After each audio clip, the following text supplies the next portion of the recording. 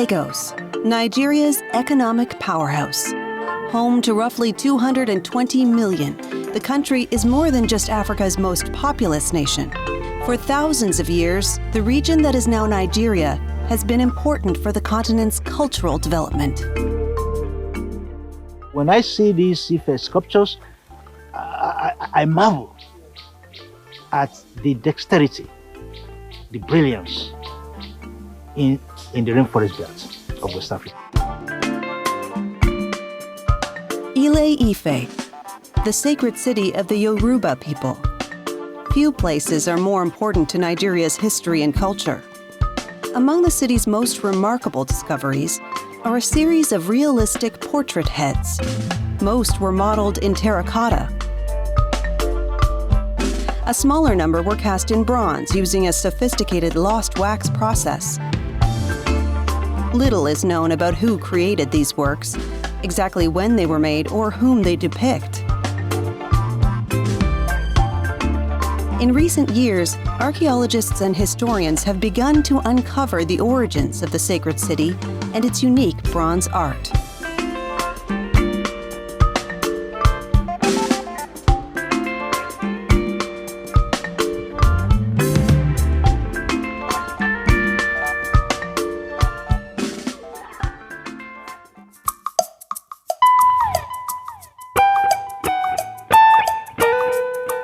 The whole of Ifè is antiquity. What we're actually doing now is to look at the origin of Ifè, to look at the date of Ifè, to put Ifè in its proper chronology.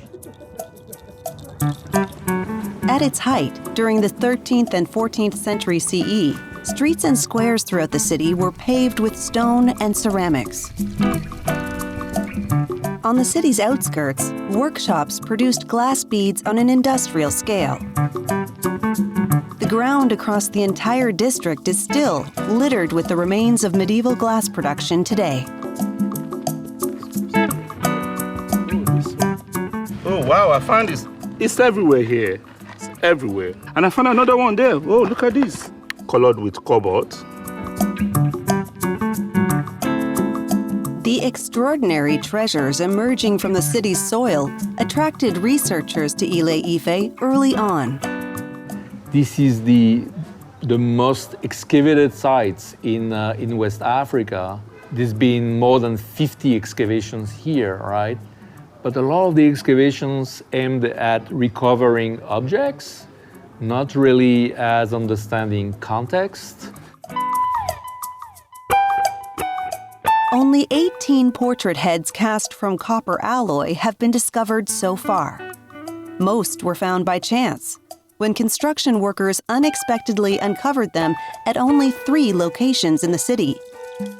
Another masterpiece of Ilé-Ifè's art was found 150 kilometers away on an island in the Niger River, a small statue of a seated man. They are not inferior to Greek naturalism, to Roman naturalism in art. Ilé-Ifè sculptures achieved that. The portrait heads depict composed, self-assured individuals, gazing confidently out at the world. So it's important for the world to hear about the different artifacts that have come from Nigeria, because it goes a long way in reshaping the perception the West have of Africans and Nigerians. At the Leo Frobenius Institute for Cultural Anthropological Research, photographs and sketches from the first Western expedition to reach the sacred city of Ilé-Ifè in 1910 are preserved. The expedition was led by Leo Frobenius, an adventurer and self-taught collector who acquired artifacts from African countries on behalf of German museums. At the beginning of the 20th century, ethnographic museums were being established in capitals across Europe, displaying the works of colonized peoples. Their collections catered to voyeurism and exoticism, often reinforcing European assumptions of cultural superiority. Frobenius kept detailed journals of his travels. The demand for exotic objects offered him an opportunity to explore distant lands and to gain wealth and prestige back home.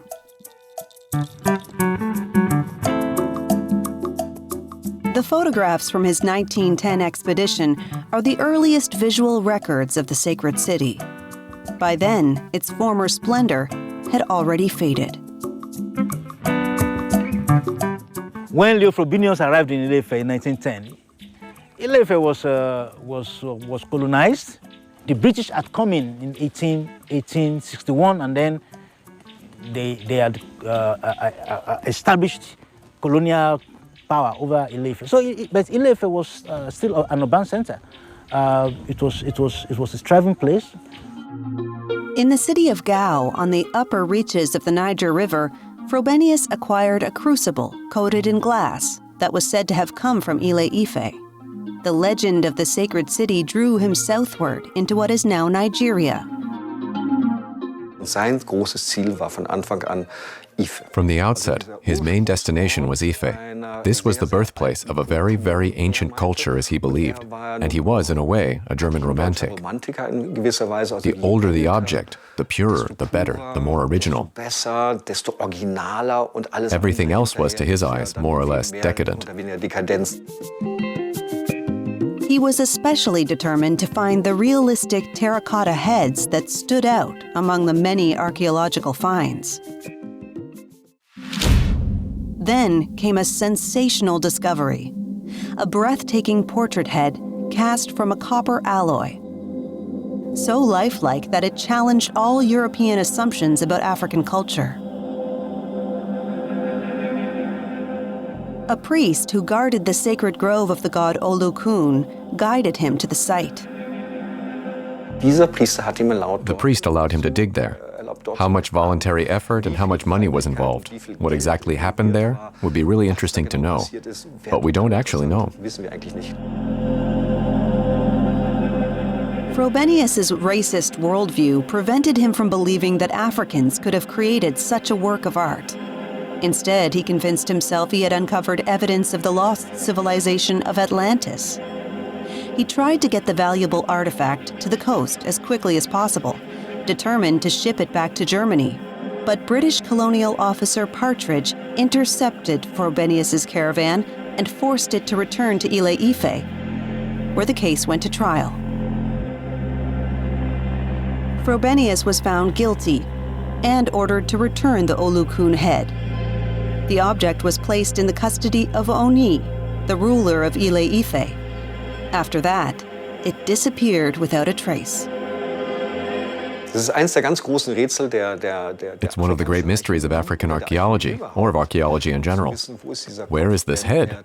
Because it then turns up in the Palace Museum in 1939. I believe where it's examined by a British archaeologist. Bernard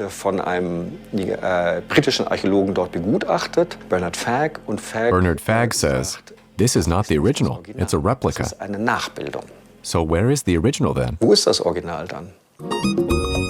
Back to the sacred city of Ilé-Ifè, where Leo Frobenius made his sensational discovery in 1910.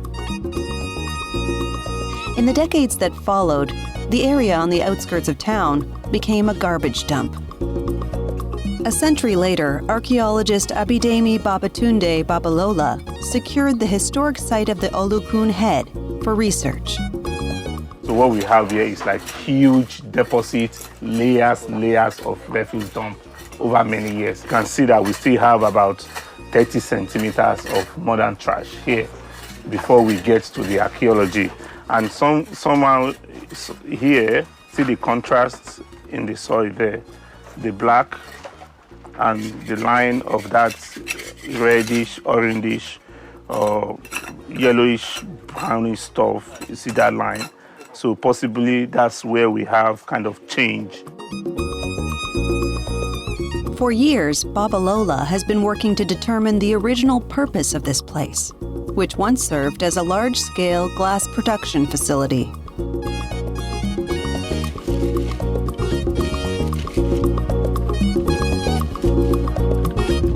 This is possibly one of the furnace pits, just like what we have over there. So perhaps it's one of the funnest pits here. But we have to dig and see what the material composition will look like, and also the nature of the pit itself. But our guess is that this must be part of the furnace pit. We found the glass bead, the crucibles that possibly were part of the activity here that fell into the pit and got, covered with the film.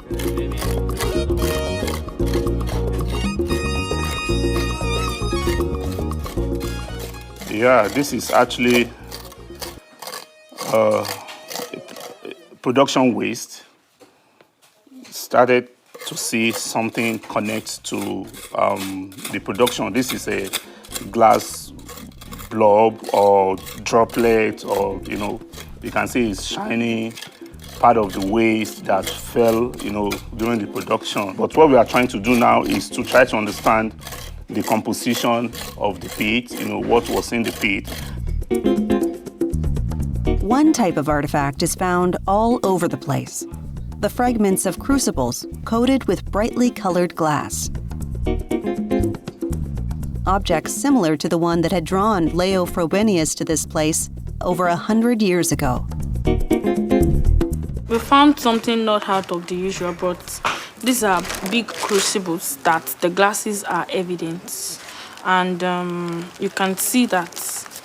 No, off the toothbrush. Okay, so you can see that it's a very big one, and is mostly used for glass beads, so it's a vessel. At the height of its prosperity, the workshop district on the edges of the city enabled Ilé-Ifè to rise from a farming settlement to the region's cultural, political, and religious center. Another reason for the city's success was its location. Ilé-Ifè stood at the crossroads between the rainforest and the savanna, two areas that differed ecologically and economically, yet complemented one another precisely because of those differences. The period between 300 AD and 300 BC, that was when the Yoruba-speaking people began to expand from their original homeland in the Niger-Benue confluence. The reason for that expansion was the big dry period, because people were looking for new sources of water and new dependable sources of land for agriculture. The hills surrounding Ilé-Ifè's swampy, water-rich valley became one of the preferred settlement areas of the Yoruba people. In the Ilé-Ifè National Museum, ancestral figures made of stone and terracotta displayed by museum director Nathaniel Ogunmola bear witness to this pre-classical period of Ilé-Ifè's history. The veneration of ancestral figures was central to religious life. We use some of these objects to show the sequence of how they started the processes until they get to, the naturalistic state, the, stage of perfection. As the valley gradually dried out and Yoruba communities moved to the fertile plains, rapid urbanization began. But growth also brought conflict between the old political order of the hunter-gatherer groups already living there and the incoming Yoruba settlers. In Yoruba mythology, this conflict is portrayed as a rivalry between two deities. One was Obatala, the traditional ruler who was said to have indulged in palm wine. The other was the innovative, dynamic newcomer Oduduwa. He prevailed in the struggle and took control of Ilé-Ifè. Oduduwa and other royal figures may in fact be references to people who actually existed but have been recycled as a kind of metaphor for certain aspects of Ifè's history. It is much more complex than a story of battles between kings or dynasties. Over time, a collection of scattered homesteads on the edge of the Nigerian rainforest evolved into a centralized city-state. Ilé-Ifè would become the first metropolis in sub-Saharan Africa. 10th century AD, Ilé-Ifè now brought many lineages together to live next door to one another. This was not the usual settlement pattern in West Africa at that time. Centralization also brought specialization. Family lineages became organized into guild-like groups, providing services to the royal court and the city's population. Adisa Ogofoloka is an archaeologist and a member of one of Ilé-Ifè's oldest families. Actually, this is my family house, where I was born and grew up. This family is the family of great people in Ife. They are a family of hunter and warrior. Actually, my ancestors hunt elephant.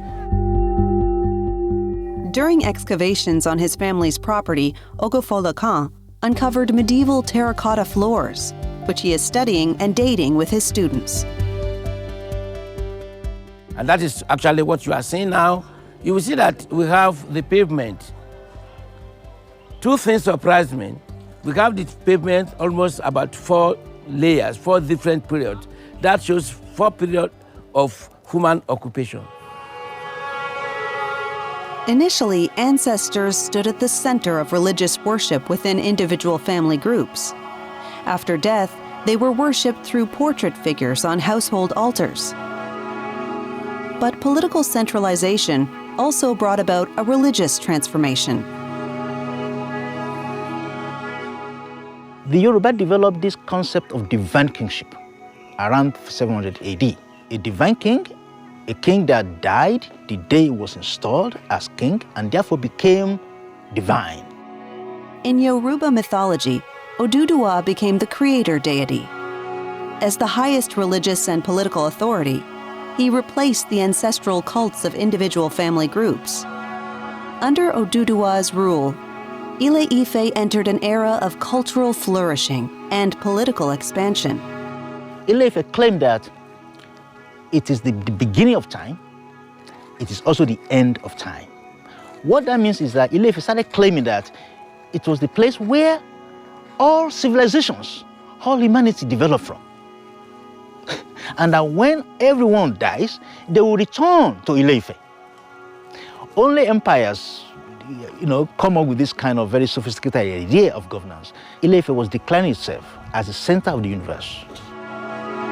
In public, the face of the divine king, known as the Oni, was concealed behind a curtain of beads, shielding him from the gaze of ordinary people. The Oni was chosen by representatives of the city's most important family groups. They were practicing indirect democracy. Because if I'm the representative of my lineage, I have to consult with them so that the people make their king. The king does not make itself. We visit the archaeological site of Ita Yemu. To better understand Ilé-Ifè's golden age, it is one of the few undeveloped areas remaining on the outskirts of the city. Between 1957 and 1963, British archaeologist Frank Willett conducted excavations here. He was drawn to the site's distinctive mosaic pavements, and above all, by a hoard of unique bronze and terracotta figures. A full report on those excavations was never published. They were found by workers digging foundations, and that's what brought Willett to Ifè. It seems that these objects were found in a pot that had been buried there, but we weren't too sure. In fact, that's kind of the problem with archaeology in Ifè. All the bronze objects were found outside of archaeological sites. No archaeologist has ever found these bronze heads, unfortunately. In 1938, construction workers unexpectedly uncovered around 18 objects, among them a number of bronze heads. They were found in the city center along the outer walls of a former palace. Some of the heads found in 1938 are now on exhibition in museums around the world, like the British Museum. They stylistically resemble the Olokun head found by Frobenius in 1910. Today, what we try to do is not find bronzes. We're not interested in bronzes. If we find some, we find them. But that's not what we're looking for. What we're looking for is more like this. It's about the context, it's about the habitat, it's about everyday life, it's about ceramics, what people ate, how they were organized, how they organized their city. These are the questions that interest us. Together with his colleague Adissa Olokun, Gérard Chouin is working to uncover the origins of Ilé-Ifè. When in 2014 Gerard called for a meeting, my dream for 30 years was coming to reality. Lui cherchait depuis longtemps. He had been looking for a project he could get involved in to continue his archaeological work in Ifè. Le travail archéologique sur Ifè, et moi je cherchais aussi. And I was looking for a place to work on, let's say, the Yoruba world. Sur, disons, le monde Yoruba.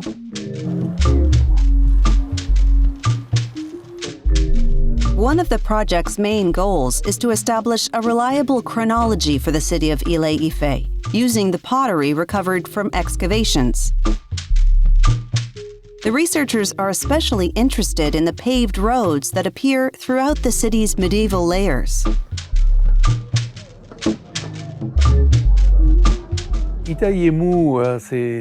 Itayemu is an interesting site. We thought we'd be able to reconstruct a sort of chronology of the expansion of the medieval city of Ifè.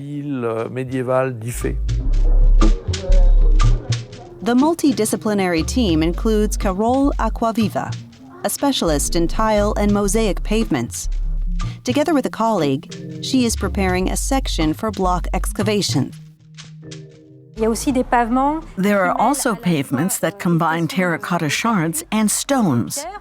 We can have two-colored pavements. We have found some. This technique is completely different from traditional mosaics. The shards are inserted into the earth.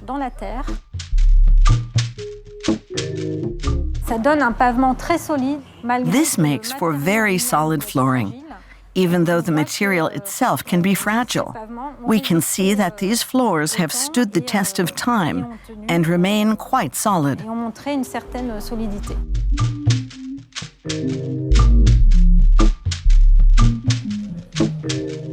But where did the countless ceramic fragments needed to build and maintain these roads come from? The idea came up that perhaps there were products coming from the provinces, from the outskirts, which were transported in pots, and that these pots were ultimately recycled in the pavements. And in a way, they were a kind of materialization of the empire. The introduction of paved streets is said to be linked to a unique woman of importance. According to oral tradition, Luo was the only female king of Ifè. And she likes to wear flowing gowns. And in the rainy season, Ilé-Ifè was very muddy, and she did not like to step on muddy ground. If you want people to come to your city, at least you have to make sure that people can walk through the streets, the alleys. So almost every street, almost every alley of Ilé-Ifè was paved with potshaft pavement, with stone pavement. It's not unlike what you see in any medieval city of Europe. In many places, the pavements from different construction phases overlap in several layers. Each tiny fragment of charcoal is crucial for dating the settlement layers, because it can be dated relatively accurately using radiocarbon analysis.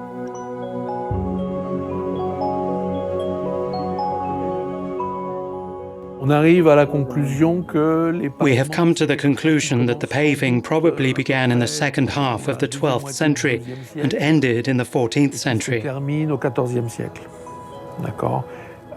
So we have roughly, I would say, 2 centuries, maybe a little more, 2.5 centuries of occupation based on this paving system. D'occupation basée sur ce système de pavement.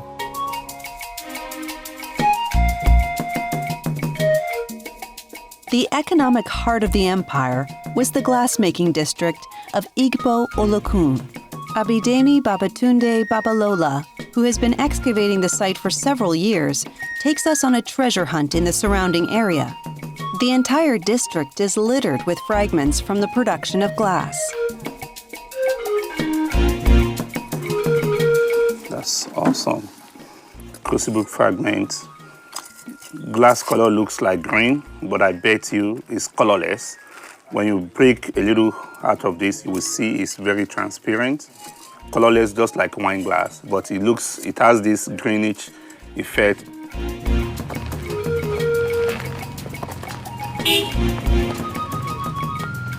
Oh wow, I found this sachet. Come and see this.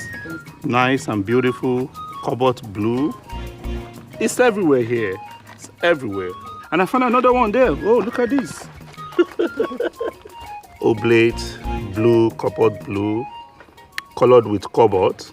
Can hardly walk 1 foot around here without finding anything. A thriving glass industry operating between the 13th and 15th centuries, something experts once considered unthinkable. Before now, the narrative has been that Ife was remelting imported glass, and that is pretty easy because of this notion that there was no primary glass production in sub-Saharan Africa. Many glass beads from Ife were not chemically analyzed until very recently. But what we see in the last decade, thereabout, is that the composition of this glass bead is completely different from the composition of other glass beads. Using chemical tests, Babalola identified the distinctive composition of the glass. Its high concentrations of lime and aluminum create a chemical fingerprint that makes glass from Ilé-Ifè unmistakable. There's a crucibles everywhere already. This is a crucible. So let's keep looking around, see what we can find. Oh, this is interesting. This is another glass beads, well made. Just a few meters away, Babalola makes a remarkable discovery. Oh wow, this is nice. Look at this. This is dichroic blue. This shows blue in reflected light, and then when you put it in transmitted light, it turns yellowish brown kind of.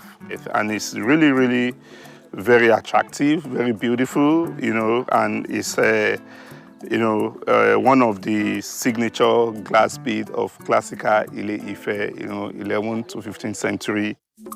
Knowledge of how to make these brightly colored glass beads was likely restricted to a small circle of specialists.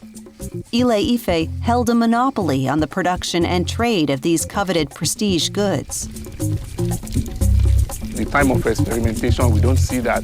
We only see very well-made, beautiful, glass. But when they were trying everything, we don't know.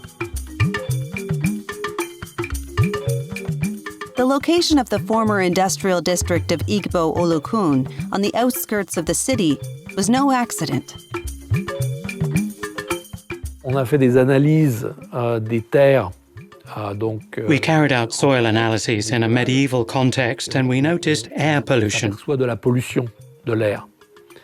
Et on voit en fait que la ville. And we can actually see that the city was polluted by chemicals from the glass industry and also from the copper industry. Également de l'industrie du cuivre.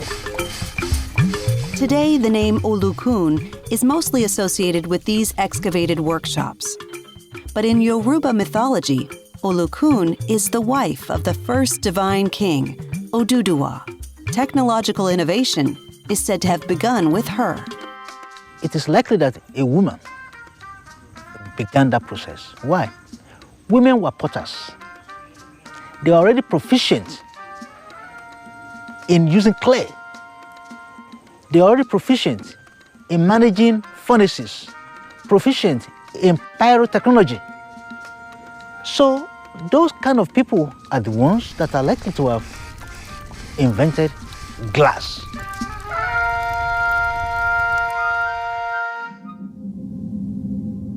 By the end of the 14th century, Ilé-Ifè had reached the height of its power. Within a few decades, its decline began. The workshops were abandoned. the construction of paved streets came to an end. The era of realistic portrait heads was over. The last ruler of the classical period is believed to have been Oni Obalufon II. Obalufon II came into power at a period of political challenges in Ilé-Ifè. Ilé-Ifè's authority was being challenged, for example, by Owu Kingdom, the first cavalry state. And this was a major threat to Ife, trading networks connecting Ilé-Ifè to River Niger. A key trading center for both Ilé-Ifè and its neighboring states was the river island of Tada. There, together with 4 other artifacts, archaeologists discovered a copper alloy figure in the classical Ife style. It is considered one of the finest surviving works of African art from the period between the 13th and 15th centuries. And that is what the Tada figure represents. It is to protect the economic, spiritual, and political interests of Ilé-Ifè in a region that was about almost 150 kilometers away from the capital. The mask of Oni Obalufon II is one of the few portrait heads that can be linked to a specific ruler. During his reign, Ilé-Ifè lost control of key trade routes after years of conflict. The city fell to the cavalry armies of the rising states of Nupe in the north and Owo in the east. It is possible that the overproduction of glass beads had unintended consequences. The decline appears to have come all at once. Otherwise, the operators of the glass industry would not have simply left the valuable beads and crucibles behind. Le 14e siècle, c'est pas seulement The 14th century was not only a crisis of politics, political fragmentation, etc. It was also a crisis of knowledge, particularly scientific knowledge, which was being lost. All it takes is for one link in the chain to be affected. For example, people who know the secret die without being able to pass on their knowledge. Sans pouvoir transmettre la connaissance.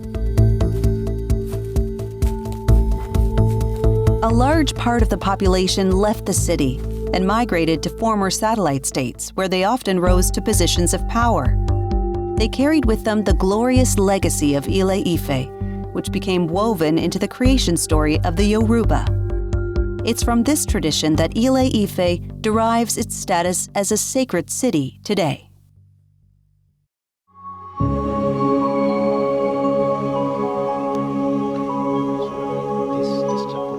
We are seeing pottery, we are seeing bowls, we are seeing cooking pots, serving pots, stones. Yeah, so let's make sure we keep all of those things. Yeah, they will help us understand the activities that took place in this site. For years, Akin Ogundiran from Northwestern University in Evanston has been studying Yoruba history. At the Ilé-Ifè site, he and his students are investigating a southern outpost of the Kingdom of Oyo. After the decline of Ilé-Ifè, former satellite states competed to fill the power vacuum left behind. Leading the way was the militarily powerful Kingdom of Benin in the southeast, and the Kingdom of Oyo in the north, the first Yoruba city-state in the region to build its power around cavalry forces. Benin was a client state of Ife. Oyo was a client state of Ife. But when the father started getting old and aging, yeah, of course, the sons now have the authority to thrive on their own. The glue that binded several kingdoms, cities, towns together, that glue was no longer sticky anymore. To the south of Ilé-Ifè, the Kingdom of Ijebu was also expanding. Its rulers are said to have descended from an immigrant from Ilé-Ifè who seized power there. Following the collapse of the Ilé-Ifè kingdom, Ijebu's rulers commissioned an enormous earthwork system to defend their territory. Stretching over 160 kilometers, the ditch and embankment complex encircled the kingdom. Similar defensive earthworks were built in Benin and other city-states for military defense. So the forest is hiding the artwork from everybody's eyes. But now that we have opened the paths into it. Going through it, we'll be able to appreciate the depth of the ditch and also the height of the embankment. Okay, so the earthwork, we are in it already, and this is the beginning of the whole stretch.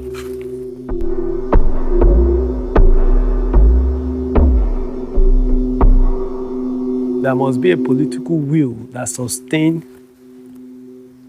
the construction of a wall of this nature for about 164 kilometers, over a period of rain. And walking through it, I've revealed that these are not a construction that was done one time. I think what we could say is that people that live around a particular portion of Shubu are the ones that dig what was around them, maybe with some supervision from the central seat of power for the purpose of defense and also for identity.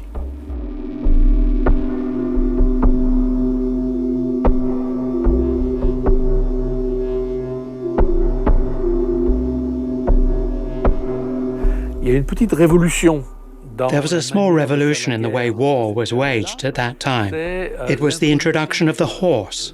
So the Eredo enclosure is on average 7 meters high and 10 meters wide. It is very deep, often either vertical or V-shaped like this. It was not something that horses could pass through. Following the decline of Ilé-Ifè, former satellite states also competed for control of trade routes.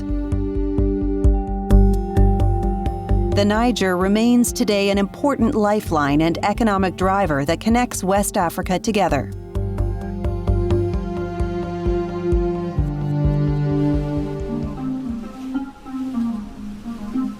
At the beginning of the 15th century, the first Portuguese ships arrived in the Bight of Benin. It marked the beginning of a new era. Trade that had previously moved through the Sahara, along the Niger River, and through networks of intermediaries was now conducted directly on the coast of West Africa.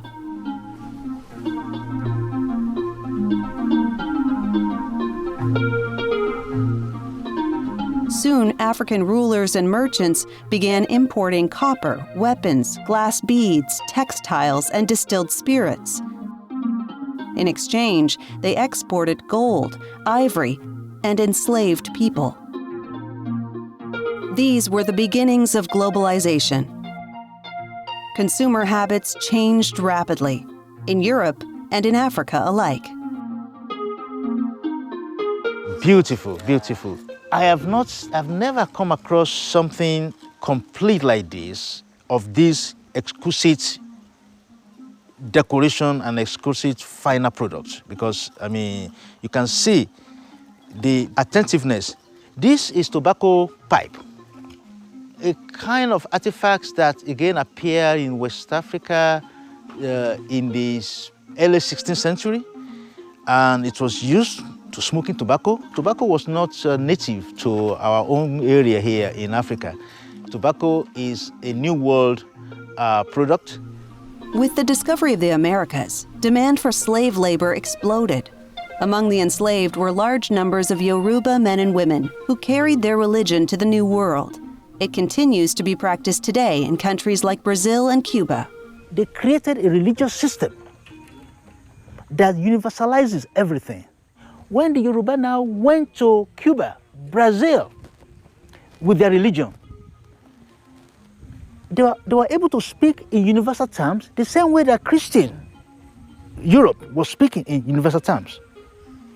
So that any domains of life, the Yoruba have an interpretation for it in their religion. At the edge of the excavation site in Itayemu, we spoke with a pilgrim from the United States. she enthusiastically shared her knowledge of the origins and global spread of Yoruba religion with Gérard Chouin.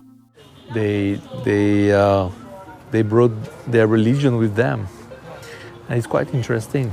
It is. You know? It is very much so. I mean, I went to New Orleans and saw like some of the Shango worshippers and Obatala worshippers in New Orleans. And then you have Shango and Obata Olokun worship in Cuba. Yeah. And my mother, she went to visit some Shango worshippers in Brazil, and they think that they're still speaking like an ancient form of Yoruba. Yeah. The influence of the sacred city remains undiminished. This makes it all the more important for the Nigerian state to bring the unique works of art from Ilé-Ifè back home. Today, they adorn the collections of some of the world's most prominent museums.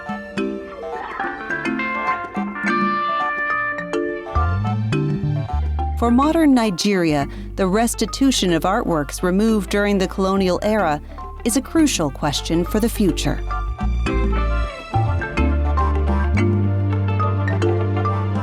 It's a popular attraction at the British Museum. So I think that a lot of these artifacts should be returned.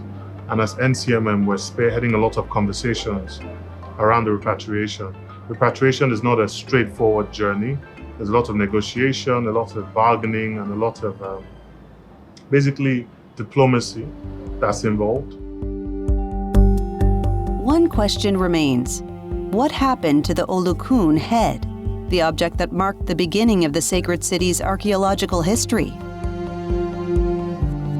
The issue remains the subject of intense debate.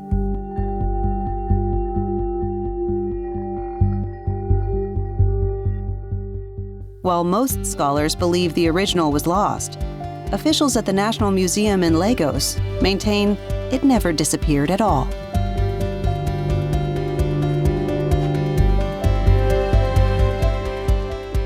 This is where it is, the original, in Lagos Museum.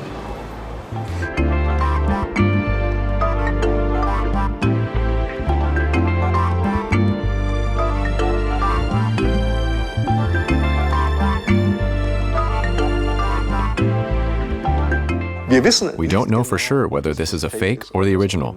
It remains a mystery and an exciting question, and I hope that one day it'll be answered. But it's possible that this very question will occupy many generations of scientists and archaeologists. Until then, the Olokun head remains a symbol of Nigeria's remarkable past and of the hidden art treasures and cultures buried beneath the soils of Nigeria and across the African continent, still waiting to be uncovered and understood.